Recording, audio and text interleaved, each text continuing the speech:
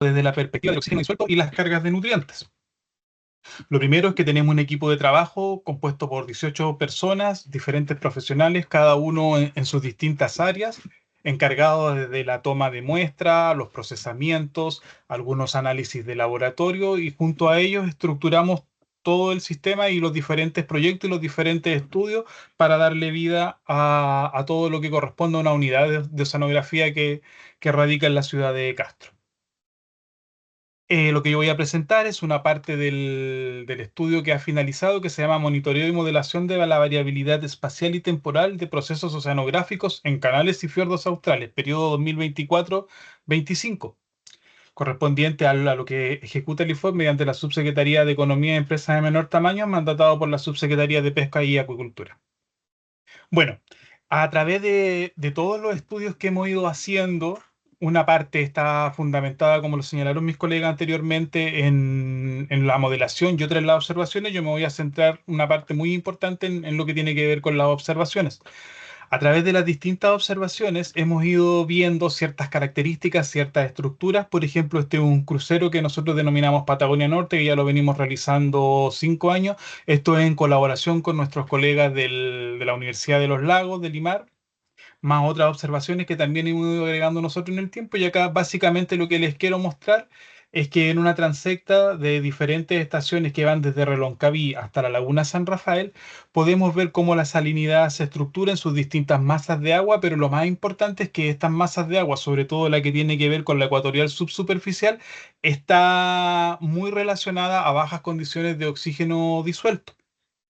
En estas observaciones también hemos detectado algunas zonas que voy a ir especificando más adelante, como el fiordo Quitralco, que acá se pueden ver algunos núcleos de concentraciones bajas. Esto es básicamente la parte histórica. Referente a los nutrientes, ahora tenemos que en general los nutrientes tienen un comportamiento típico, estratificado, con una capa superficial de bajos valores y un aumento paulatino con la profundidad, exceptuando algunas zonas que tienen particularidades, las cuales también voy a ir detallando. También tenemos algunas diferencias espaciales y vemos, por ejemplo, que las masas de agua ecuatorial subsuperficial que ingresa por la boca del Guafo se caracteriza a la vez por unas bajas concentraciones de oxígeno disuelto, por ingresar altas cargas de nutrientes, sobre todo nitrato y fosfato, hacia el interior del mar interior de Chiloé, pero solo hasta una parte donde la batimetría le impide ingresar. Sin embargo, en la parte del mar interior de Aysén ingresa hasta el fiordo Puyuhuapi, Canal Yacaf, y choca con lo que es la constricción de la isla Meninia. Y de ella, esta masa de agua no la podemos encontrar ni visualizar, ni ver ninguna de sus propiedades, básicamente. Eso es a lo que me refiero.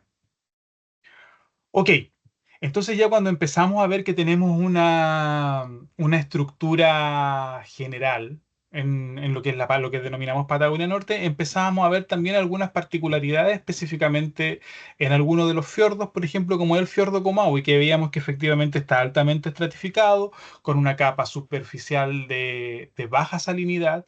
Debajo de esta capa de baja salinidad, o sea, debajo de la pigmoclina, también encontramos una mayor concentración de nutrientes y una disminución del oxígeno disuelto. Sin embargo, hay algunas zonas donde las bajas concentraciones de oxígeno se acentúan más que en otras, y podemos ver, por ejemplo, el caso del fiordo Comau, como ya empezamos a ver este es un promedio, es una transecta que se hizo promedio entre los años 2017 y 2021, y vemos como fuera del fiordo Comau, lo que denominamos esto Golfo de Ancud, las concentraciones de oxígeno disuelto son más altas. Y a la vez, otra característica que también empezamos a ver es que algunas concentraciones de nutrientes tienden a ser mayores, sobre todo hacia la parte de la cabeza o hacia el más al interior del fiordo. Y eso no, obviamente nos empezó a llamar la atención, empezamos a documentar. Lo mismo pasa con el fiordo Quitralco, que es un fiordo alta, tiene una estratificación, pero no es tan significativa como la del fiordo Comau, por las cantidades de agua dulce que más adelante les voy a también a detallar y les voy a mostrar la magnitud de los flujos de agua dulce, pero se presenta estratificado. Sin embargo, este fiordo, a diferencia del fiordo Comau, sí tiene características de oxígeno con mucho decremento, sobre todo en las zonas de la depresión batrimétrica. que es esta zona de acá, y hacia la zona de la cabeza, donde inclusive en algunas zonas empezamos a reportar procesos de anoxia. Las series de tiempo, las gráficas interpoladas corresponden a datos puntuales de mediciones y observaciones de CTDO, mientras que también empezamos a obtener estos registros y estas bajas de oxígeno a través de series de tiempo que fuimos instalando en diferentes periodos. Esto corresponde al 2016-2017. Otra zona donde también empezamos tempranamente a encontrar presencias de perfiles con hipoxia fue la zona del Golfo Almirante Montt, dentro de lo que es el Fiordo Worsley, Batone y Fiordo Última Esperanza. Y en algunos casos las condiciones eran bastante drásticas. Esto ya lo empezamos a notar en el 2013, en el 2016. Después en el 2023, si hacíamos una transecta, veíamos que efectivamente el oxígeno estaba altamente estratificado y en la zona ya debajo de los 50 metros veíamos que las concentraciones eran inferiores a 4 ml por litro. Bueno, también junto con las observaciones de perfiles de CTDO empezamos a instalar series de tiempo para medir las concentraciones de oxígeno disuelto. Las líneas azul muestran la superficie, las series de superficie, que obviamente son aguas bien oxigenadas. Sin embargo, ya a las series de 80 metros, 70 metros, en este caso 250 metros, que el Fiord de Última Esperanza, veíamos que acá no se aprecia, pero hay una línea gris que es prácticamente anoxia total durante todo el periodo observado, que es desde noviembre hasta marzo. Ok, después ya empezamos a corroborar más información, empezamos a empezar a integrarle capas de información a las distintas observaciones que teníamos y a mezclarlo también con los modelos. Y una de las cosas interesantes que vimos es de que había una fuerte relación entre la edad del agua en Golfo Almirante Montt y la saturación del oxígeno disuelto, pero en la capa que estaba debajo de la pignoclina, que es una capa más estable y cuyos procesos los podemos conocer o documentar un poco mejor, ya de que debido a que la capa de la superficie tiene mayor variabilidad y están involucrados más procesos y es más difícil llegar a discriminar cuál es el factor determinante en la variabilidad del oxígeno disuelto. Estas son para mediciones que hicimos a través del 2017, 2018 y 2021. Del 2017 y 2021. Y vemos que efectivamente a mayor, a mayor cantidad o a un promedio mayor de renovación de aguas, en días tenemos que el oxígeno es más deficitario. Ok, ya empezamos a integrar capas de información junto con los modelos para poder empezar a ver también cuáles eran los procesos, en algunos casos, que habían ciertas particularidades, como le fui describiendo al principio. En general, los perfiles de nutrientes o la estructura vertical, sobre todo del nitrato y del fosfato, era que en las capas superficiales teníamos bajas concentraciones y esta aumentaba paulatinamente hasta alcanzar sus máximos en las distintas profundidades. Sin embargo, en algunas zonas empezamos ya a documentar, por ejemplo, como la estación, estas son algunos puntos de las estaciones dentro de este fiordo Poca Esperanza, que es uno de los fiordos donde empezábamos a documentar procesos de anoxia, es decir, 0,5 ml de oxígeno debajo de los 150 o de los 100 metros. ¿Y qué obteníamos acá? Que había un bajo nivel de nitrato y un alto nivel de fosfato. ¿Y qué es lo que nos estaba indicando eso? Ya eran los primeros indicios de proceso de desnitrificación, es decir, que se estaba ocupando el oxígeno de los nitratos y lo estaban utilizando agentes biológicos, bacterias, y indicaba que había un proceso de hipoxia y anoxia relativamente fuerte y severo en estas zonas. Ok, entonces ya una vez que tenemos este panorama general, que hemos visto observaciones, tenemos condiciones muy extremas como son los fiordos estratificados, tenemos bajas concentraciones perdón, tenemos bajas bajas concentraciones de oxígeno disuelto en algunos de estos fiordos y tenemos acumulación de nutrientes, bueno, ¿qué es lo que tenemos que hacer? Tenemos que empezar a ver casos de estudio y para este periodo tomamos el fiordo Comau en la zona del mar interior de Chiloé, el fiordo Quitralco en la región de Aysén, el mar interior de Aysén, y el Golfo Almirante Montt, que en realidad es un sistema de fiordo y lo denominamos habitualmente sistema GAM porque está compuesto por varios subfiordos más. ¿Qué es lo que hicimos acá? Nos enfocamos en hacer una cuantificación volumétrica de las zonas de bajas de oxígeno disuelto para saber cuánto era en términos proporcionales y ver si es que podíamos hacer una especie como de ranking de ver cuáles eran los volúmenes comparados entre distintas zonas, identificar las cargas y los flujos de nutrientes, es decir, cuáles son las fuentes que más aportan y cómo es el flujo y cómo se comporta el ciclo de los nutrientes dentro de estos sistemas. Y finalmente aplicamos un índice de eutroficación, el de Caridis, para ver cuál es el estado en el que se encuentran estos fiordos y poder tener un proxy de qué es lo que nos sucede con estos fiordos. Bueno, básicamente los sistemas de fiordo, para los que no son muy conocidos en el tema, es un sistema donde tenemos una capa de agua dulce que fluye, que es un motor importante. Debajo de esta capa, que es la pignoclina, que es un agua más densa, tienden a producirse otros procesos de agua con mayor salinidad, donde se producen las mínimas de oxígeno o el oxígeno disminuye en algunas zonas. Después hay un flujo de intercambio desde la zona exterior del fiordo que sale por este flujo de agua dulce y a la vez desde la zona adyacente del fiordo ingresa agua hacia el interior del fiordo con todas sus propiedades físico-químicas. Tenemos también que hay un flujo importante a través de los ríos, hay procesos de evaporación y hay ingresos en este caso de nitrógeno, también por precipitación. Tenemos los diferentes procesos biológicos que interactúan, sobre todo en la capa superficial, donde tenemos que hay fotosíntesis, consumo de nutrientes. A la vez, esta alta productividad alimenta toda la cadena trófica y se produce todo el ciclo que conocemos.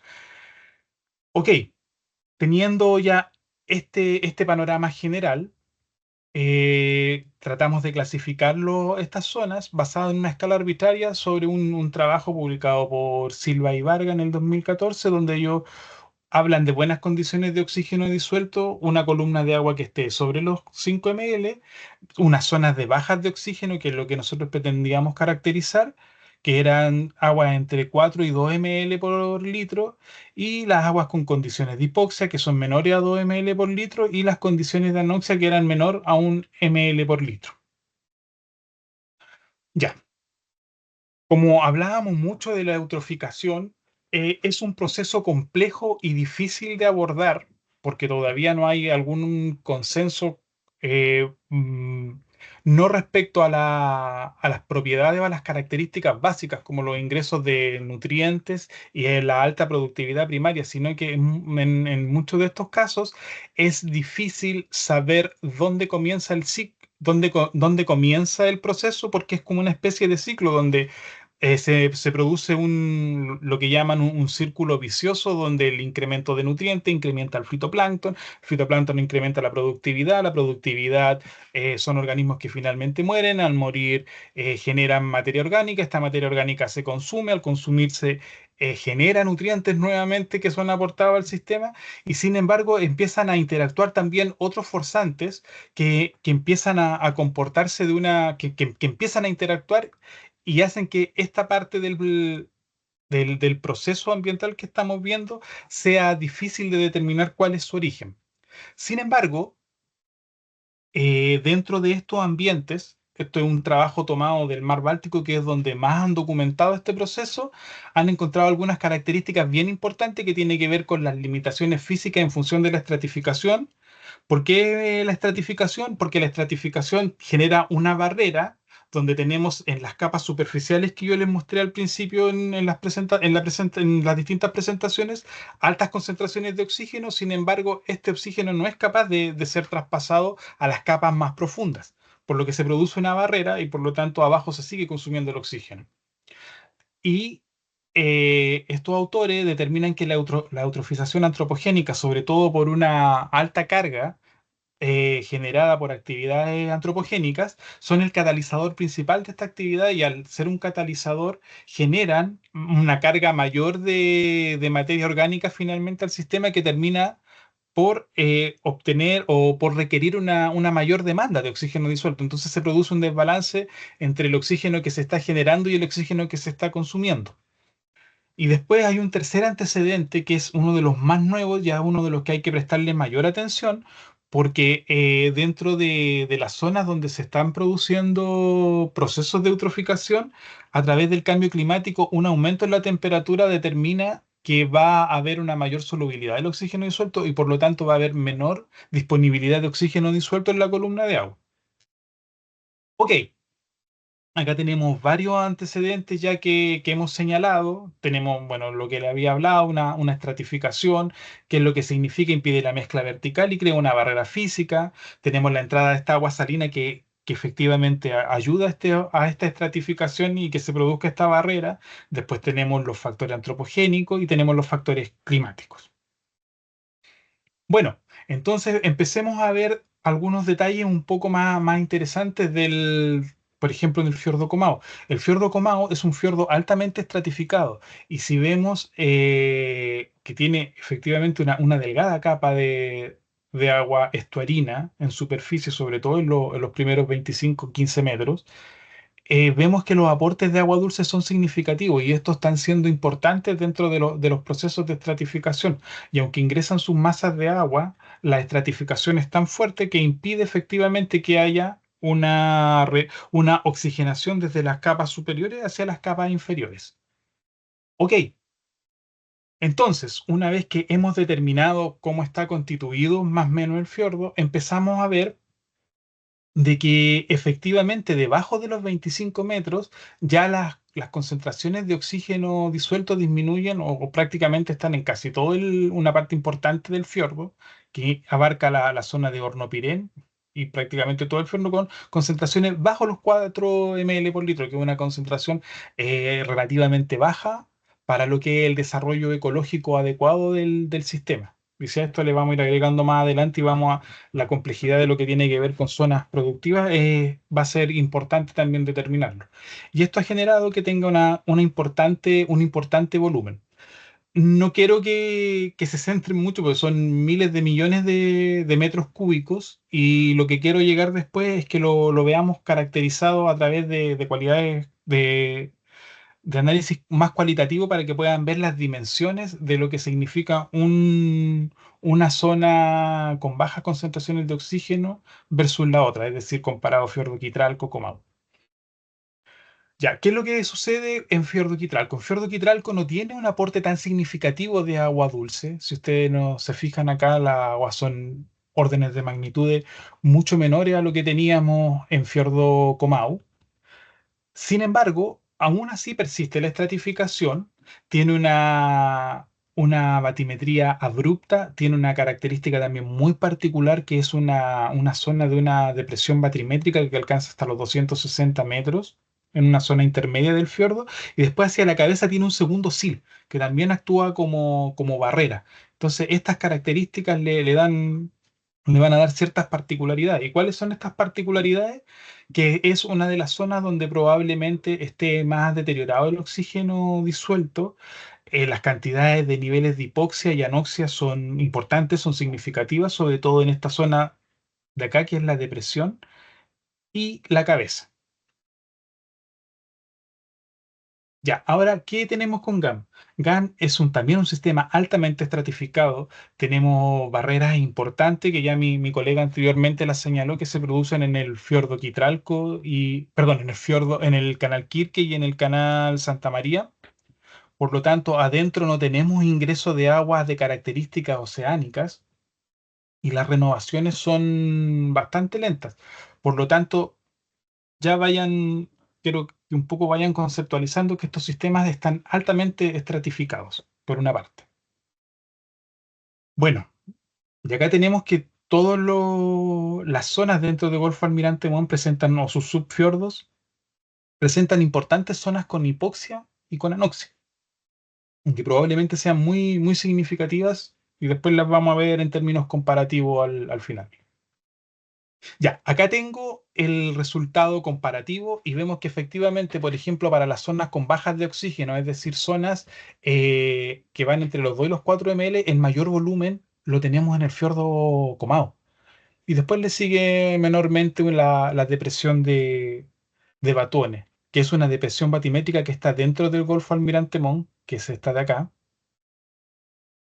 y que contribuye también a una de estos sistemas. Sin embargo, ya cuando empezamos a ver, por ejemplo, zonas hipóxicas, es decir, zonas que presentan concentraciones menores a 2 ml por litro, vemos que efectivamente dentro del Golfo Almirante Montt las cifras, por ejemplo, este es el fiordo Última Esperanza, que es un fiordo que está cerca de Natales, y vemos que las cifras son, o sea, son considerablemente significativas. Comau no tiene, algo importante, Comau en su interior no tiene zonas hipóxicas. Si bien hay perfiles o hay algunas zonas puntuales donde se han detectado, no es una condición media, que es lo que yo les quería mostrar. Yo tomé datos medios, hice perfiles promedio de una cantidad de años importante para poder ver la condición gruesa del sistema. Y después, otro aspecto importante lo tenemos en las zonas anóxicas, es decir, concentraciones inferior a 1 ml por litro. Y vemos cómo efectivamente, nuevamente dentro del fiordo Última Esperanza y el Poca Esperanza, que es uno de los que tiene mayores problemas de oxígeno disuelto dentro del sistema Golfo Almirante Montt, también tiene un nivel significativo de zona anóxica el fiordo Quitralco. Por lo tanto, son zonas complejas, son zonas que están sometidas a mucha presión ambiental, una variabilidad y una condición que probablemente sea natural del sistema, que sin embargo obviamente se va a ir, se puede incrementar más adelante. Bueno, ¿qué tenemos en términos de los nutrientes? Yo como le había señalado, vemos que hacia las zonas de las cabezas ya se empiezan a ver unas ciertas acumulaciones y unos ciertos niveles de concentración de nutrientes que hay que prestarle atención porque quiere decir que son zonas de renovación más lenta o que están reteniendo nutrientes en su interior en comparación hacia las zonas exteriores. Lo mismo que pasa para el caso del fiordo Quitralco. Sin embargo, en el fiordo Quitralco, algo importante que se pudo hacer en esta etapa que sucedió en el periodo 2024, producto de las mediciones que se hizo en conjunto con IMAR, la Universidad de los Lagos, es que pudimos tomar información de amonio. Y esto era fundamental. ¿Por qué? Porque en Quitralco también empezamos a detectar bajas de nitrato en zonas con acumulación de fosfato. ¿Y eso qué quería decir? Proceso de desnitrificación. Y a eso teníamos que empezar a sumarle altas concentraciones de amonio, estas son las concentraciones más altas que se habían registrado, por lo menos acá en la zona de la Patagonia, en términos de perfiles. Esto está en proceso, está recién partiendo, esperamos poder seguir documentando esto y ya tenemos algunos conceptos y alguna idea de lo que está sucediendo en estas zonas. Vemos que en Golfo Almirante Montt, como yo les señalaba, al tomar las mediciones, estas son las últimas que hicimos en estos últimos dos periodos, vemos que efectivamente núcleos o bajas condiciones de nitrato están asociadas a altas concentraciones de fosfato. Y podemos ver, por ejemplo, que en general los nutrientes dentro o al interior del Golfo Almirante Montt son inferiores en algunos casos a lo que tenemos en la zona adyacente exterior, por lo menos en los periodos de invierno, a diferencia de lo que pasa con el fosfato.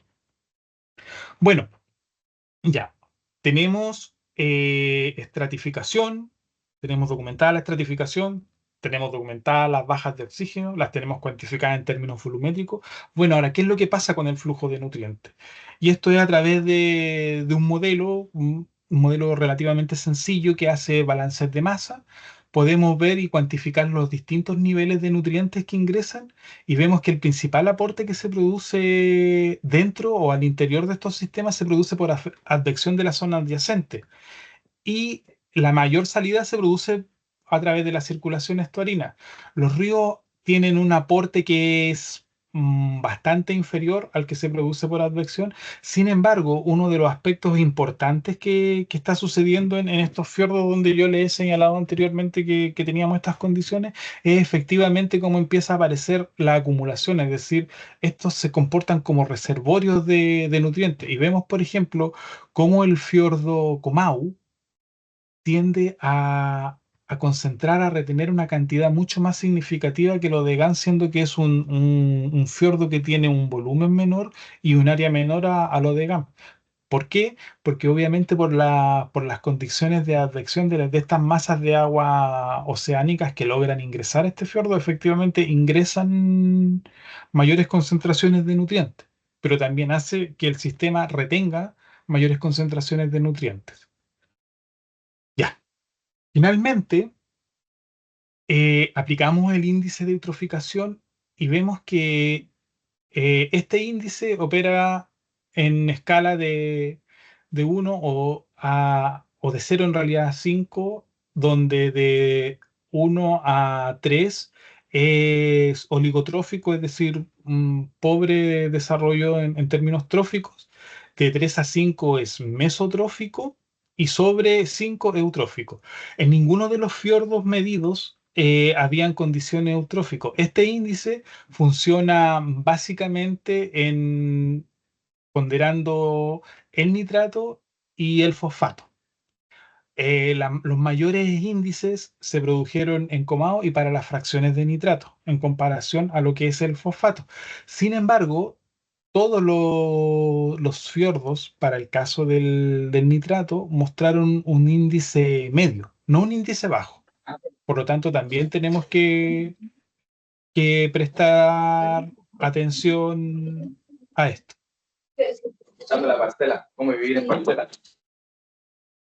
Hay micrófono abierto. Ya, ok. Entonces tenemos estas características.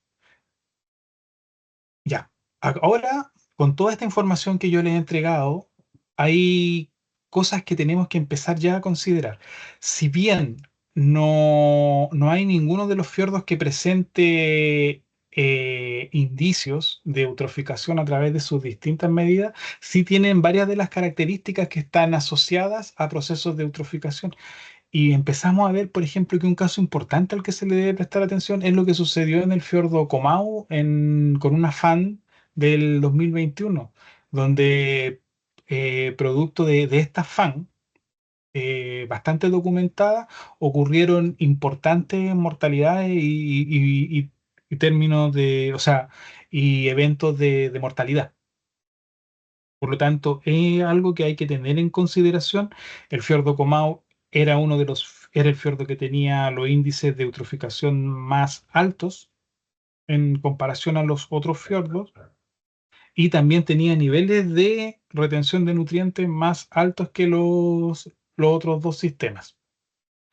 Y finalmente, como, como gran, eh, como gran tema relevante, es una reflexión, la importancia del cuidado y por qué es importante el oxígeno, no solo desde el punto de vista ecológico, sino que obviamente en estos sistemas se desarrolla actividad productiva.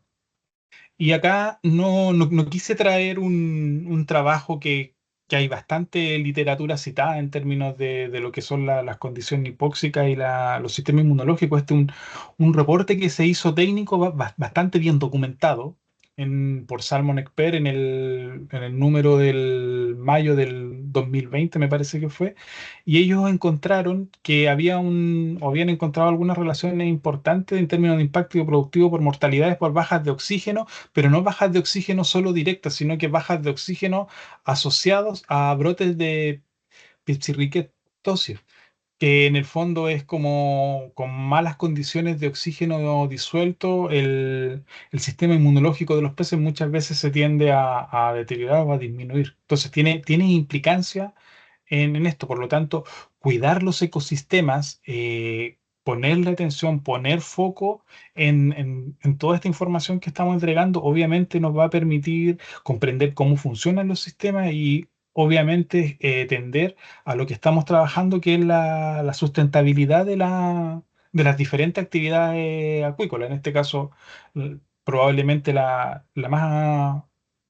más visual o la que más tiene relevancia es la salmonicultura. Sin embargo, estos son sistemas o estos fiordos, algunos de ellos son de múltiple uso. Por lo tanto, es importante conocer, es importante que sepamos los procesos que están involucrados en esto y es importante a la vez que podamos tener información para poder tomar las mejores medidas posibles.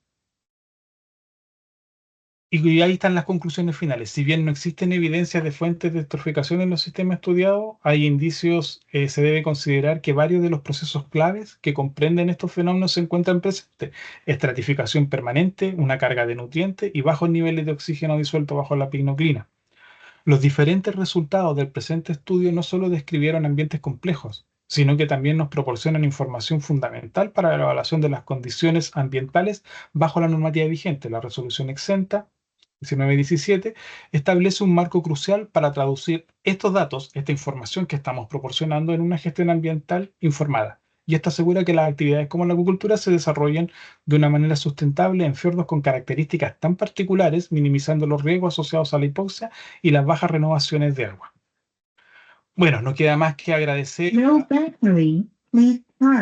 a las distintas entidades como la Subsecretaría de Economía y Subsecretaría de Pesca para para el financiamiento de estos estudios. Eso sería mi presentación. Ya, muchas gracias, Gabriel. Excelente, muy buena presentación. Tenemos... ¿Cristian? Ah, no, estaba aplaudiendo.